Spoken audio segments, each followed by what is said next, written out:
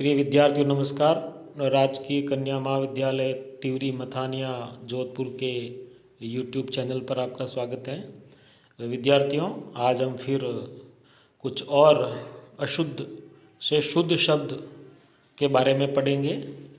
विद्यार्थियों, कई बार हम संयुक्त व्यंजन और द्वित्व व्यंजन संबंधी भूलवश अज्ञानतावश अशुद्धि कर बैठते हैं। तो कुछ ऐसे शब्द हैं जो संयुक्त व्यंजन और द्वित्व व्यंजन के रूप में किस प्रकार शुद्ध होंगे, उनके बारे में आप ध्यान से देखें और इसको अपने अभ्यास पुस्तिका में लिख लें और बार बार इसका अभ्यास करें। तो शुरू करते हैं। पहला शब्द है अंतर्ध्यान। यह अशुद्ध है। इसका जो शुद्ध रूप होगा वो होगा अंतर्धान। ध्यान रखें, ये कई बार परीक्षा में पूछा गया है। अंतर्ध्यान अशुद्ध है, अंतर्धान शुद्ध है। उसी प्रकार अंताक्षरी अशुद्ध है और अंत्याक्षरी शुद्ध रूप में है। उपलक्ष्य अशुद्ध है, उपलक्ष्य शुद्ध है। वैयक्तिक अशुद्ध शब्द है और वैयक्तिक शुद्ध शब्द है। सदृश्य अशुद्ध शब्द है और सदृश्य शुद्ध शब्द है। उसी प्रकार आदर्श अशुद्ध है और आदर्श शुद्ध है। यानी कि जो रैफ वाला जो र है वो द पे न आकर के श पे आएगा तो वो शब्द शुद्ध होगा। तो इसका शुद्ध उच्चारण होगा आदर्श। उसी प्रकार आशीर्वाद, इसमें जो र है ऊपर जो रैफ वाला वो श पे है, ये अशुद्ध है, जबकि र है वो वह पे आएगा और इसका उच्चारण ये जिस शब्द के ऊपर लगता है उससे पहले होता है। तो आशीर्वाद शुद्ध रूप होगा। नर्क ये अशुद्ध है, र है वो पूर्ण लिखा जाएगा और इसका जो शुद्ध शब्द होगा वो होगा नरक। उसी प्रकार शब्द है आगे आपका संयुक्त व्यंजन से संबंधित है, वो है प्रादुर्भाव। इसमें आपका जो रैफ वाला जो ऊपर वाला र है वो द पे किया हुआ है, जो कि अशुद्ध है। ये जो र है वो रैफ वाला भ पे आएगा और इसका जो शुद्ध रूप होगा वो होगा प्रादुर्भाव। उसी प्रकार पुनरुत्थान शब्द अशुद्ध है, शुद्ध होगा इसका पुनरुत्थान। पुनरुत्थान ये शुद्ध शब्द है। स्त्रोत ये आपका शुद्ध शब्द है, इसका शुद्ध रूप होगा स्रोत। इसी प्रकार एक शब्द है सहस्त्र। कई बार विद्यार्थी है वो इसको अशुद्ध लिखते हैं, जो इसका शुद्ध रूप होता है वो होता है सहस्त्र। उसी प्रकार एक शब्द है क्षुद्र। ये अशुद्ध है, इसका जो शुद्ध रूप होगा वो होगा क्षुद्र यानी कि तुच्छ। कई बार हम ट और ठ की भी अशुद्धि भूलवश कर बैठते हैं। तो कुछ ऐसे शब्द है जिसमें है वो ट और किसी में है वो ठ शुद्ध होता है। तो देखते हैं ऐसे शब्द इष्ट, यह अशुद्ध है और इसका जो शुद्ध रूप होगा वो इष्ट यानी कि ठ की जगह ट आएगा। उसी प्रकार कनिष्ठ, घनिष्ठ, श्रेष्ठ, इन शब्दों में भी अंतिम जो व्यंजन है वो ठ होगा। तो इसका जो शुद्ध रूप होगा कनिष्ठ, घनिष्ठ, श्रेष्ठ आदि।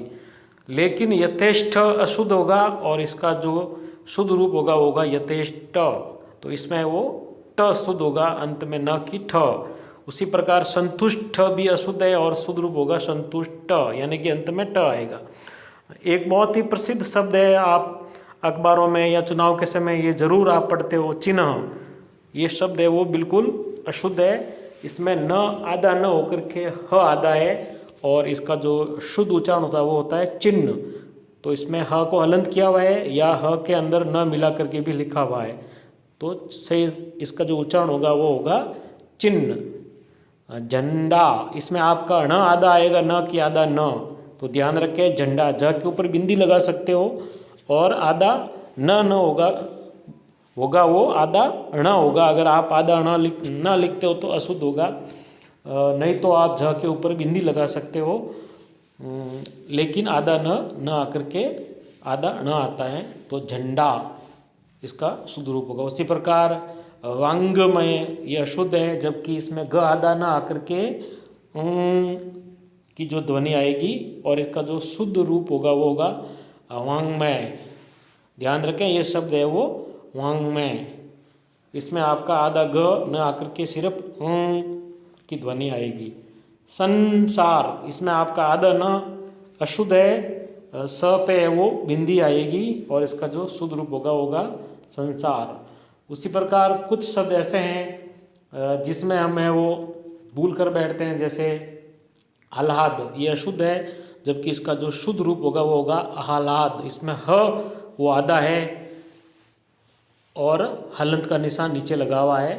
इसको अपन ह के अंदर ल मिला करके भी लिख सकते हैं आह्लाद, तो इसका जो शुद्ध रूप होगा वो होगा आह्लाद। उसी प्रकार आह्वान, इसमें व आधा किया हुआ है वो अशुद्ध है, जबकि इसमें जो आधा व्यंजन है, हलंत व्यंजन है, वो है ह, तो इसका जो शुद्ध रूप होगा वो होगा आह्वान। और आह्वान को दूसरे रूप में अगर लिखना चाहे तो ह के अंदर व लिख सकते हैं, इसका भी शुद्ध उच्चारण होगा वो आह्वान ही होता। उसी प्रकार एक शब्द है उच्च श्रृंखल, ये अशुद्ध है, जबकि श न आकर के छ आएगा और उसके नीचे री की मात्रा आएगी, और इसका जो शुद्ध रूप होगा वो होगा उच्छृंखल, उच्छृंखल। उसी प्रकार शब्द है उद्घाटन, उद्घाटन में द हलंत होगा वो शुद्ध होगा, तो उद्घाटन अशुद्ध है और उद्घाटन शब्द है वो शुद्ध है, द इसमें हलंत आएगा। शमशान, इस शब्द में स जो सबसे आगे वाला जो स तालव्य है वो आधा आएगा, वो उसका शुद्ध रूप होगा, पूरा न होकर के स जो आरंभ में स है वो आधा ही होगा, शमशान। श्राप, ये बिल्कुल अशुद्ध शब्द है।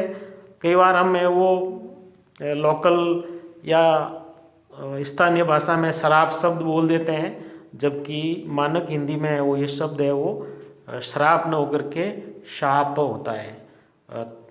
कुछ शब्द है वो तत्सम शब्द है, तो उसका शुद्ध रूप है वो द्वित्व के रूप में शुद्ध माना जाता है। जैसे शब्द है तत्व, तो इसमें त है वो द्वित्व होगा, यानी आधे त के ऊपर फिर आधा त होगा, तत्व, ये शुद्ध होगा।